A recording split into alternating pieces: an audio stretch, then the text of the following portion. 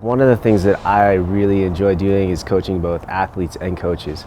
And I find that if we can help our coaches learn how to communicate toward our athletes, that's going to make a big difference in the athlete's performance as well as the coach's ability to help them understand what's going on and the athlete to understand what's going on. So a couple helpful things that I like to do is a lot of times coaches often give people the what, and then they just kind of like, hey, let's go try it. So an example of that might be like, hey, Carl, I'm going to teach you the air squat. What we're going to do is we're going to keep our weight in our heels, we're going to drive our knees out, we're going to get our hip crease below our knee and keep our back flat. So I just overloaded you with information. And then we show everyone what it looks like and make it look all perfect. They're like, all right, let's try that, Carl.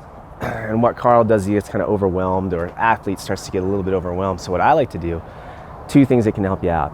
One, layer in your points performance or whatever those are.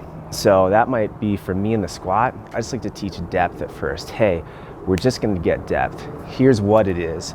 It's hip crease below my knee. Now here's how you're going to get it. When you get to the bottom of that squat, but imagine that a marble should roll back toward your hip. That's the bottom of the squat. My athlete might even look like this. And what do I tell them? Good job. The reason why is I'm just coaching depth right now. From there, I like to coach heels and knees. So I'll say, hey, next thing we're gonna do is try to find our heels and also drive our knees out. Most of the time, coaches just leave it at that, and that's the try.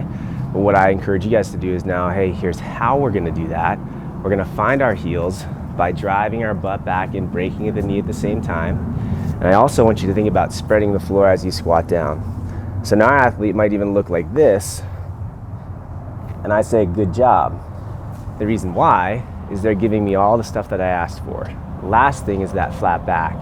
So instead of just saying, hey, chest up, or giving them a cue like that, which can be super helpful at times, I'll give them a little bit more of the how. Here's what we're gonna do. Put our arms up at a 45. At the bottom of your squat, I want you to try to keep your hands above a target, that window in front of you. Try to keep your hands high.